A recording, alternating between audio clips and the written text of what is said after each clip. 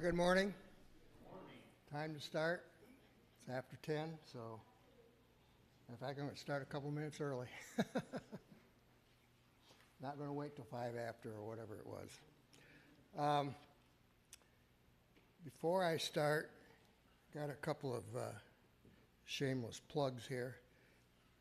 I had a printer that died on me, and I ended up with 3 ink cartridges. If you use that style, I'm more than happy to give them to you. I think it looks like there's blue, red, and yellow. I'll put them out back there. If you can use them, that'd be great. I hate that every time you buy a printer, it's a different ink. So I guess that's their method of keeping you going, yeah. So, but those are the good ones too, because those are the ones that are really full, because I have a subscription. I pay for it. It is cheaper to buy the subscription than to go to the store and buy them. And you get a lot more ink. So those are good ones. And the other thing is we have a patio table at home, a glass top patio table with 4 chairs and an umbrella I want to get rid of. If somebody's anxious to get one, see me. You can come over and get it free. Okay. Esther. We finished up chapter 7 last week, and at the end of chapter 7 is when Haman gets his just reward. He gets hanged on the gallows that he built to hang Mordecai on. And so at the very end of the class, I was talking about reap what you sow, and I had given some examples. I'm going to go back over those examples again, and then we'll pick up where I stopped. But we had talked about that throughout the last week we talked about some illustrations throughout the Bible that examples of reaping and sowing. And the first one that I had talked about was where Jacob killed an animal and lied to his father, pretending to be Esau. And that was in Genesis 27, verses 1 through 29. I'm not going to read that whole section. It's kind of long. And then years later, in Genesis, in chapter 37, verses 31 and 35, Joseph, let's see, wait a minute, where am I at here? Jacob's sons killed an animal and lied to Jacob, pretending that Joseph was dead. And again, in 27 verses 31 through 35, talks about, and they took Joseph's robe and slaughtered a goat and dipped the robe in the blood. And they sent the robe of many colors and brought it to their father and said, "This we have found. Please identify whether it is your son's robe or not." And he identified it and said, "It is my son's robe.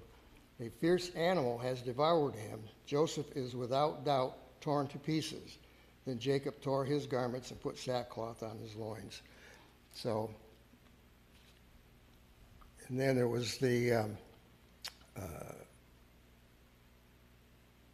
in Exodus 1, where Pharaoh gave orders to drown all the Jewish baby boys, and then so he gave that order to kill them. But then later on, at the Exodus, his army was drowned in the Red Sea.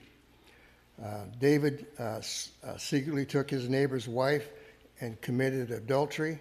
That was in 2 Samuel 11. And David's own son Absalom took his father's concubines and openly committed adultery with them. Furthermore, David's daughter Tamar was raped by her half-brother Ammon, and David killed Bathsheba's husband. If you remember that story there, that was Uriah, I think, the Hittite. David was sure to send him to battle and be sure he was at the head of the battle so that he knew he would get killed, and he did, so that he could get Bathsheba. And three of David's own sons were then slain, Absalom, Amon, and Adonijah. And Saul of Tarsus encouraged the stoning of Stephen in Acts 8:1, and then he became Paul the missionary, and then he was stoned at Lystra.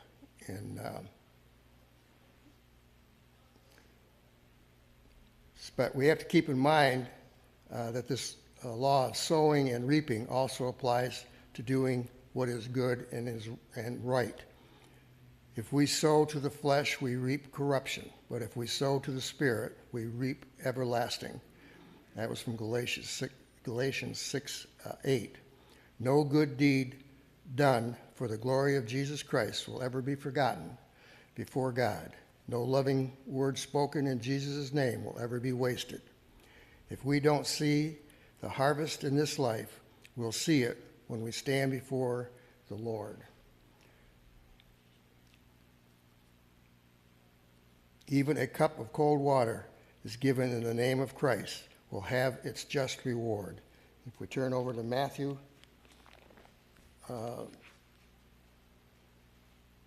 10.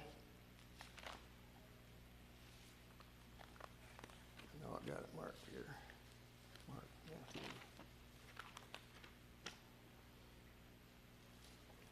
Let's see, where am I at here? Matthew 10:42. For I was hungry, and you gave me no food. I was thirsty, and you gave me no drink. I was a stranger, and you did not welcome me. Naked, and you did not clothe me. Sick and in prison, and you did not visit me. That's not 42. Oh, that's not. You're right. Oh, that's 25. What am I doing here? Wrong one. Thanks, Terry. I get so anxious. Where am I at here? Matthew 10:42. Oh, 10:42. Oh, wrong tab. Okay. Here we go. 10:42. And whoever gives one of these little ones even a cup of cold water, because he is a disciple, truly I say to you, he will by no means lose his reward. So Haman was hanged or impaled, whatever, stuck on a stake on his own gallows, and his body was taken down and buried. All of Haman's wealth and glory couldn't rescue him from death, nor could he take any of it with him. In Psalms 49, verses 6 through 8, it says, "Those who trust in their wealth and boast in their abundance of their riches, truly no man can ransom another or give to God the price of his life, for the ransom of their life is costly."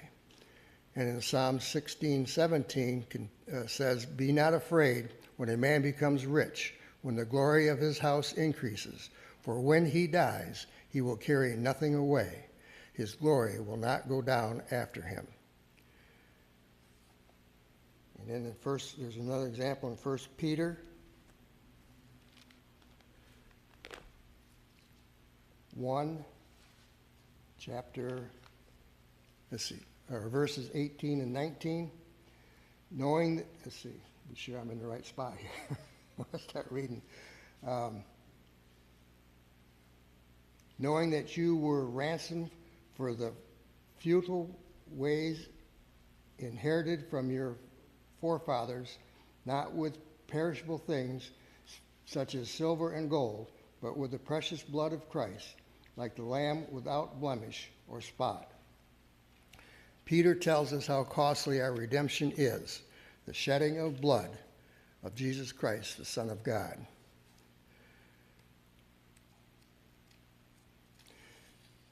Not only is there a personal lesson here, but there's also a lesson about the nation of Israel.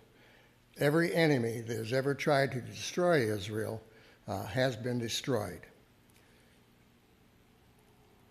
I will bless, in Genesis 12:3, and I think I read that last week also. Says, I will bless those who bless you, and I will curse him who curses you, is God's promise to Israel. And he has always kept it. God takes his promises seriously, even if the nations of the world ignore them or challenge them.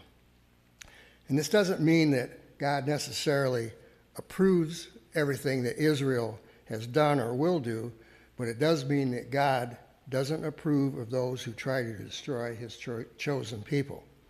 Whether it was Pharaoh of Egypt, Nebuchadnezzar in Babylon, Haman in Persia, or even Hitler in Germany, the enemy of the Jews is the enemy of God and will not succeed.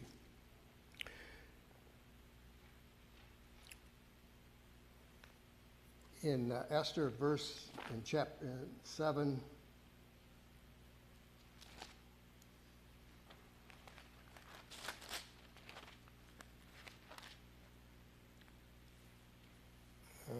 let's see, 7:10.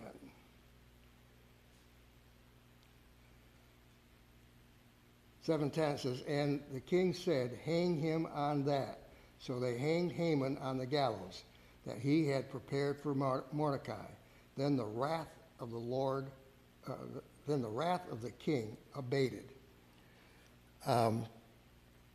Some in the king, if you got a King James Bible, it probably says the king's wrath was pacified. I use the EVS. It says abated. Some translations might say or subsided. The Hebrew word translated pacified is used in Genesis 8:1. So if we turn over to Genesis 8:1, let's take a look at that example there. Genesis. Oh, thought I had it marked.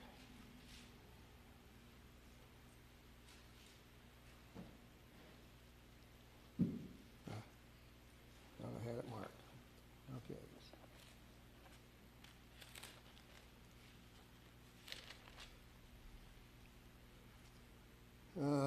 But God remembered Noah and all the beasts and all the livestock that were within him in the ark, and God made a wind blow over the earth, and the waters subsided.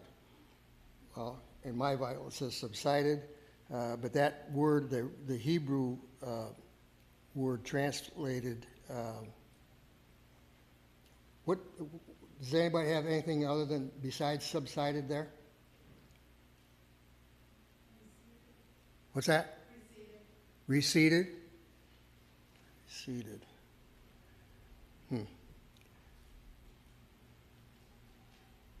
Oh yeah, just describe the receding waters of the flood. Okay. So subsided, receded, but this is in some places it could have been pacified. Anybody else have anything besides receded or subsided? So it became less. Became less. Water, less anger. Yes, correct. The king's anger had welled up within him and reached its peak when he executed Haman. Now,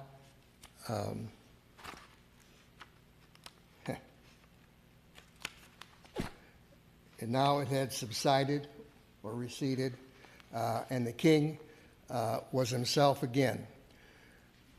But though the adversary was out of the way, the problem was not completely solved, for the king's decree was still in effect and could not be changed. Remember, we talked about this before, when back in the time of Persia and Babylon and those places, when a king made a decree, it was done. It was it. Couldn't be taken back. So now we have this problem, and it couldn't be changed. It is now the third month, and there are 9 months to go before the fateful day when the Jews could legally be slain. Because remember, they had picked out a date a year in advance that there was the day they were going to slay all the Jews. And so now we're 3 months in, and they got to cure this problem. So now, how could Esther and Mordecai solve this problem? And this is what we're going to talk about in chapter 8. Okay. Any questions up to now, or any comments?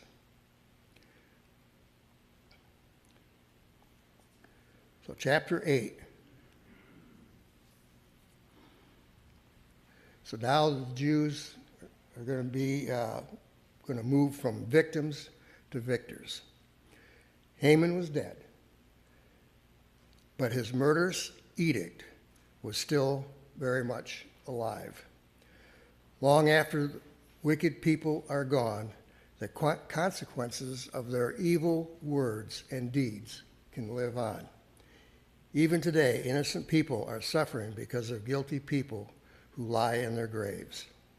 Unless something intervened, within 9 months, the Persians would attack the Jews and wipe them off the face of the earth.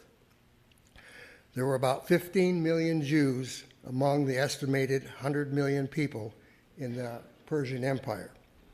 Therefore, the odds were definitely against God's people. Of course, God's people have always been a minority, and one with God is a majority. The Lord had brought Esther and Mordecai to the kingdom for such a time as this, and they were prepared to act. Chapter 8, verses 1 and 2. On that day, King Ahasuerus gave to Queen Esther the house of Haman, the enemy of the Jews, and Mordecai came before the king, for Esther had told what he was to her. And the king took off his signet ring, which he had taken from Haman, and gave it to Mordecai. And Esther set Mordecai over the house of Haman. So according to ancient historians, whenever a traitor was executed, the throne appropriated his property. Had King Ahasuerus confiscated Haman's property for himself, he would have acquired a great deal of wealth. But he chose to give Haman's estate to Esther. More than an act of generosity, this gift was probably the king's way of atoning for his foolish decisions that had brought so much pain to Esther and her people. It's possible that Esther later shared some of this great wealth with the Jews so they could prepare themselves for the coming crisis. Ahasuerus knew that both Esther and Mordecai were Jews, but now he had to learn that they were also cousins. Ahasuerus and Mordecai were relatives by marriage. When Haman was deposed, the king took back his royal ring, the insignia of the authority of the throne, and he gave the ring to Mordecai, making him the prime minister. With a Jewish queen and a Jewish prime minister in the palace, the Jews in the empire were in a better political position than ever before.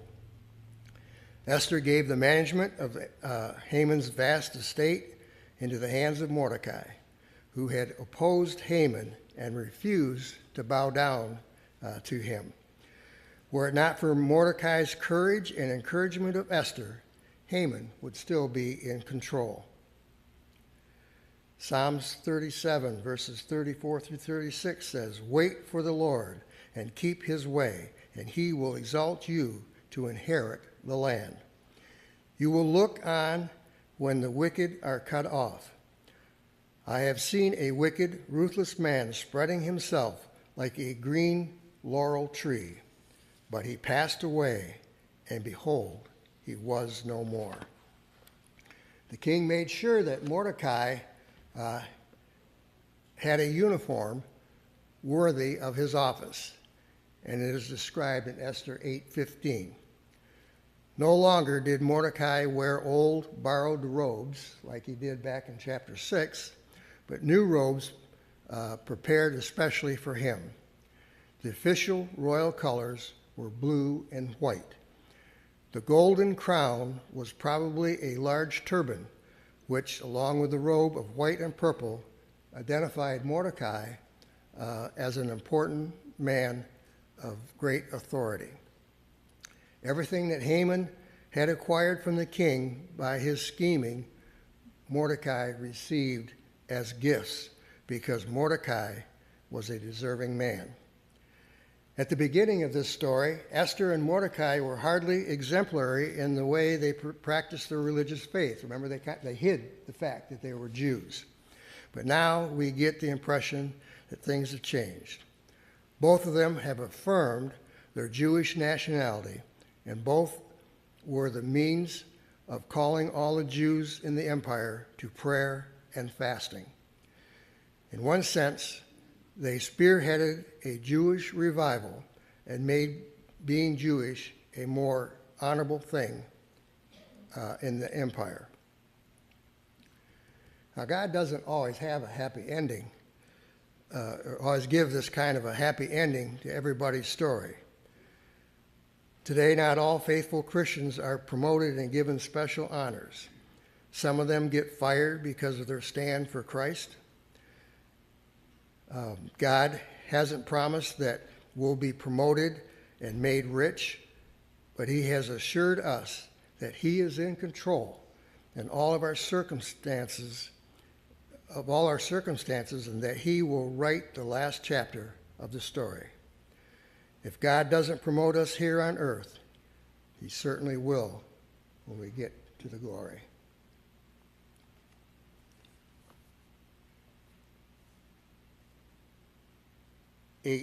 Chapter 8, verses 3 through 6.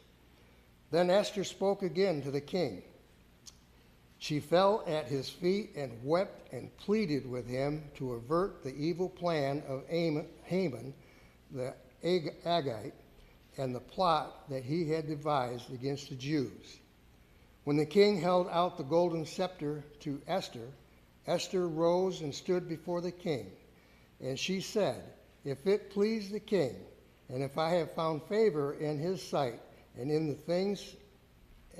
the things seem right before the king, and I am pleasing in his eyes, let an order be written to revoke the letters devised by Haman the Agagite, the son of Hammedah, which he wrote to destroy the Jews who were in all the provinces of the king. For how can I bear to see the calamity that is coming to my people? Or how can I bear to see the destruction of my kindred?"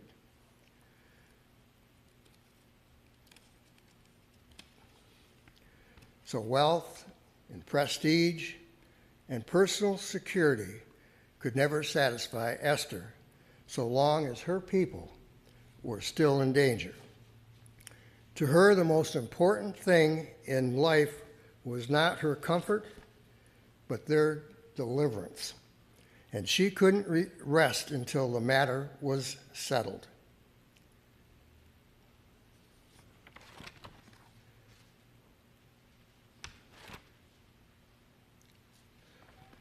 How unlike some believers today who ignore the needs of a lost world while they search for new ways to spend money and have fun.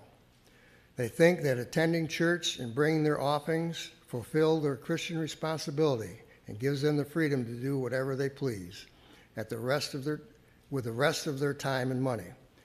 We need more people like Esther, whose burden for condemned people was greater than the other things in her life.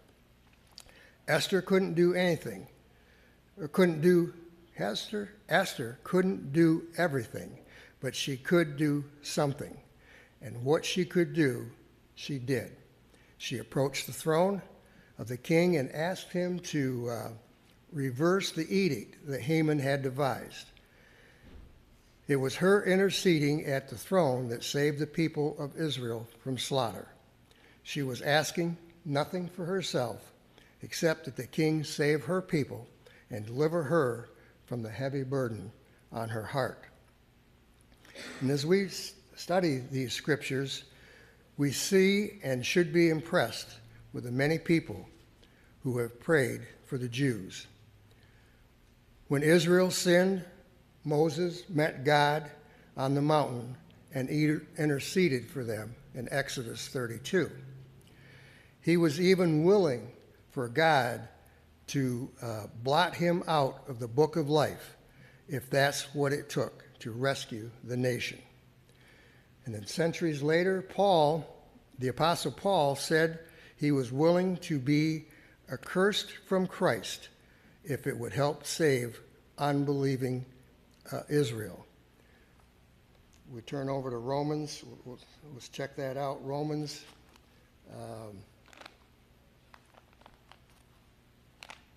Thought I marked it. 9. Oh, I did.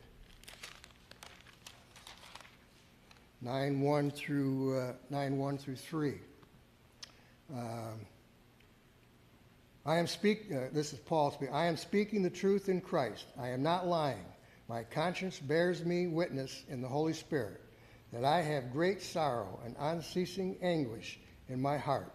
For I could wish that I myself were accursed and cut off from Christ for the sake of my brothers, my kinsmen,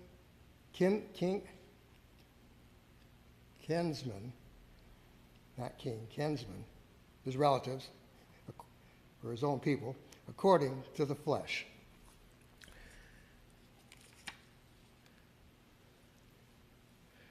On Mount Carmel, Elijah prayed for disobedient Israel in 1 Kings 18.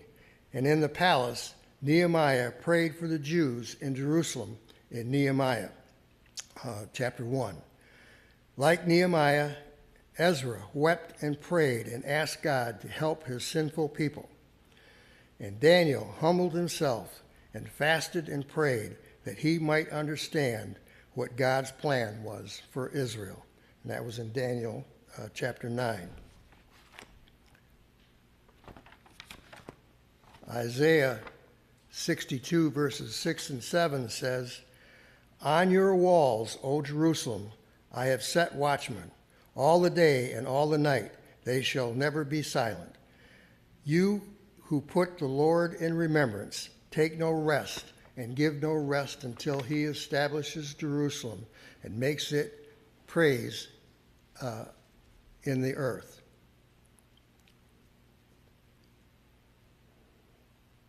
Psalms 122 verse 6, pray for the peace of Jerusalem. May they be secure who love you. There can be no peace in this world until there is peace in Jerusalem. And there can be no peace in Jerusalem unless God's people obey the command and pray, thy kingdom come. It was a master stroke of the devil when he got the church and the ministry so generally to lay aside the mighty weapon of prayer, wrote evangelist R.A. Torrey in How to Obtain Fullness of Power in Christian Life and Service. He continues and says, the devil is perfectly willing that the church should multiply its organizations and its deftly contrived machinery for the conquest of the world for Christ, if it will only give up praying. Esther's example encourages us to come to God's throne and intercede on behalf of others, especially the nations of the world where lost souls need to be delivered from death. One concerned person devoted to prayer can make a great difference in this world, for prayer is the key that releases the power of God. James 4:2 says, you do not have because you do not ask.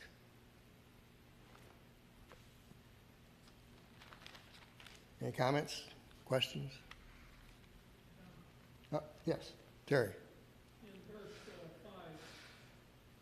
5, 8:5? yeah, Esther says, you read this before. Esther says, if it pleases the king, da, da, da, let it be written to revoke the letters devised by Haman, which he used to destroy the Jews. The problem here is that that couldn't be done. Esther asked the king to do something that the king himself couldn't do. Right. Because he couldn't revoke his prior command. Yeah. And so in the rest of chapter 8 and chapter 9, we're going to find out what he could do to help the Jews defend themselves, because that order that Haman gave, which was by the king's authority, was still going to be there, which means that the Jews could possibly still be killed. And that's really the rest of the story of Esther, about how this becomes resolved, because that original order of Haman could not be done away with. Correct. And so that's a real problem that they had to face. And the king realized he had made a mistake, and so he tried to get it to be fixed, but it was not easy. And a bunch of people And- ended up dying. Yes, right. You and I had that talked, mistake. yeah, you and I talked about that last week. I think you brought that up, that, yeah, it's going to be, there end up going to be, a lot of people get killed because of this, but because they couldn't take back that decree, even though she's asking for it right here. You're correct. We'll see what happens here. Anybody else before we move on? Okay, chapter 8, verses 7 through 17.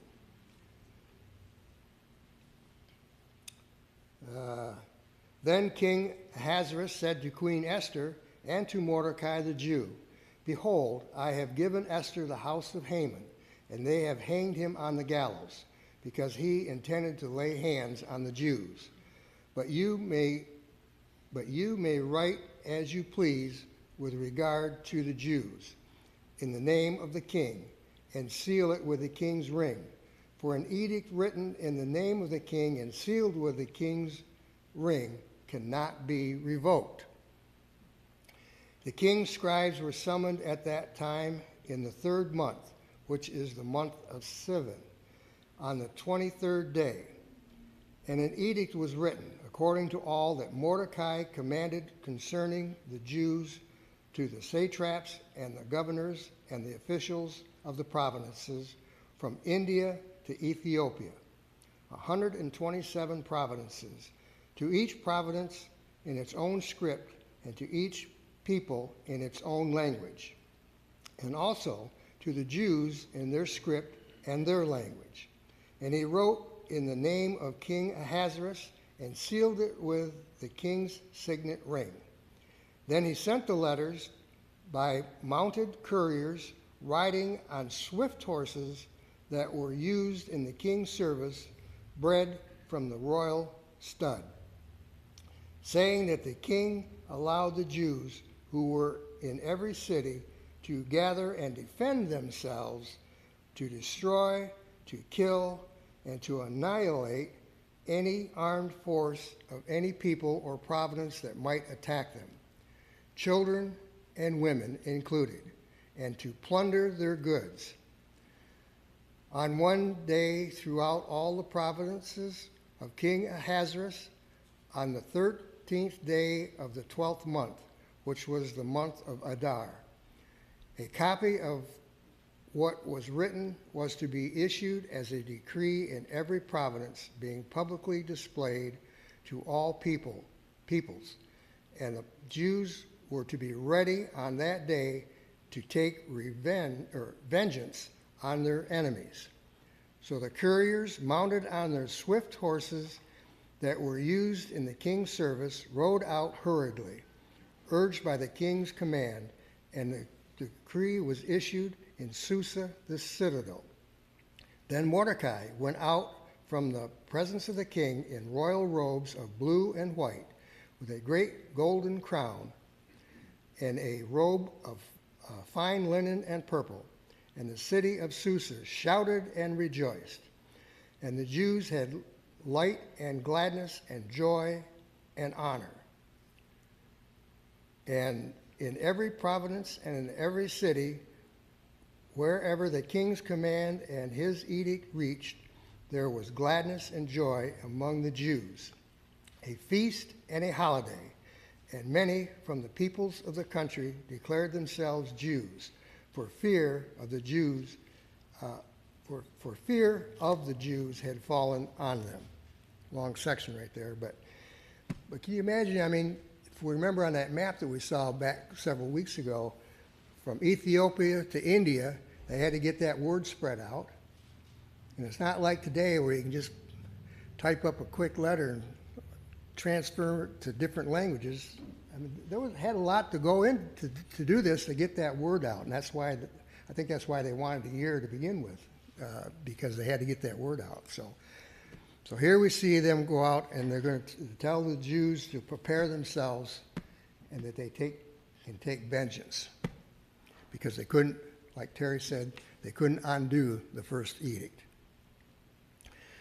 So the problem Esther and Mordecai faced was that the king, simply by executive order, couldn't cancel the first edict, since the laws of the Medes and Persians were unalterable.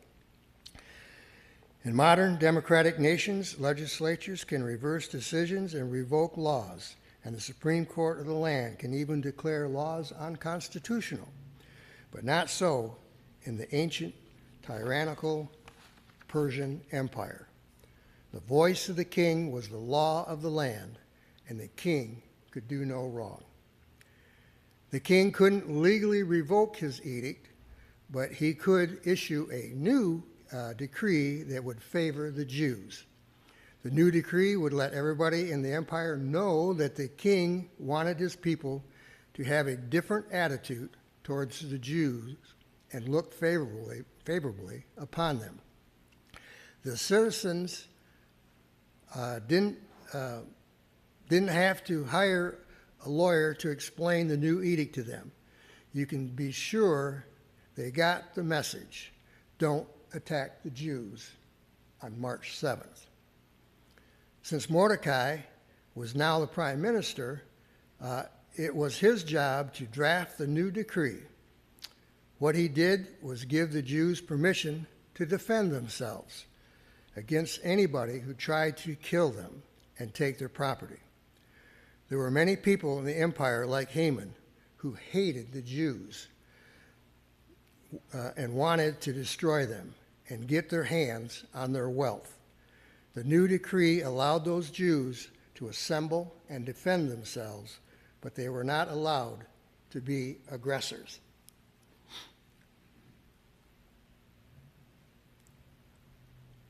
There are scholars that don't agree on the translation in verse 11. Let me take a look at verse 11 here a second. So we get it. Verse 11.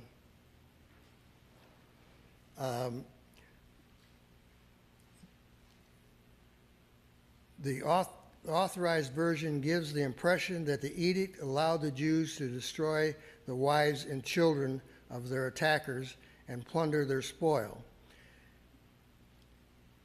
Because in that section there, it says, it brings up about women and children. Let's see, annihilate any armed force of any people or province that might attack them, children and women included. The New American Standard Bible and the ESV seem to agree with this interpretation. The NIV connects women and children with the Jews being attacked and doesn't suggest that the Jews killed the women and children of their attackers. Who has NIV here? What is in chapter 8, verse 11? Anybody got NIV? I didn't put it down here. It's the Pew Bible. Yeah, it's the Bible we use in the pew, is the NIV. Are we talking about Verse 11, where it talks about the women and children, how does it read? I should have looked this up, and I didn't. King's edict granted the Jews in every city the right to assemble and protect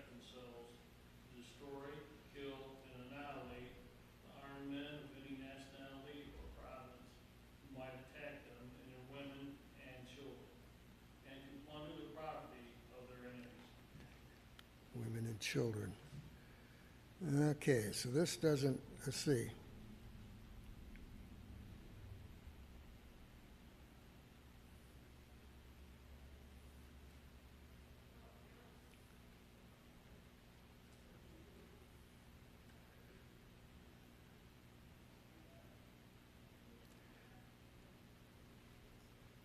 I gotta look at that myself. See, I'm running out of time. I should have looked at this before I got here today. Let's see. What am I looking at? Esther.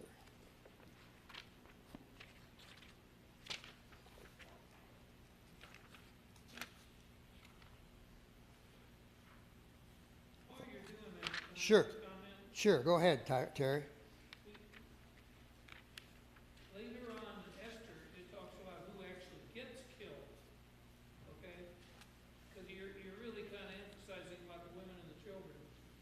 But in Esther 9, 6, it talks about who actually the Jews killed. And in Susa, the capital, the Jews killed and destroyed 500 men. It doesn't say they were killing women and children there. But there's also something else that he said. He said you could plunder. And as we go on in Esther, we'll find out that the Jews kill a variety of the men, but they didn't take any of their property. Right. Correct. Yeah, we'll get, So they were restrained in their response, even though they did defend themselves against people who were trying to kill them.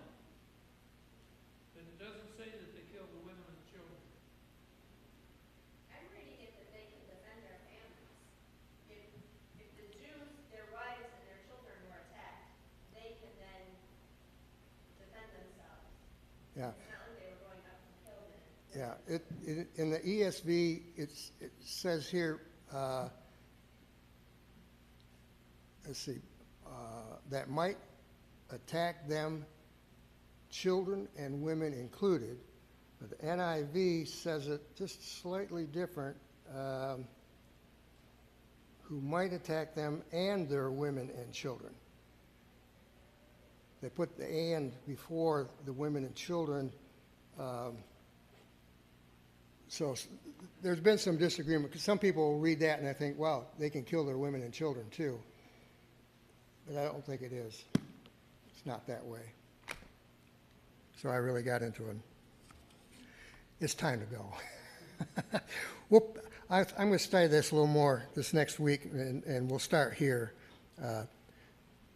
with this discussion about I don't think I think they're right. They're not telling them. If you read the ESV, it looks like that we're supposed to kill women and children too, and I don't think that's correct. And there seems to be argument about that over scholars. Anyway, that's it. Any other questions? We'll see you all next week.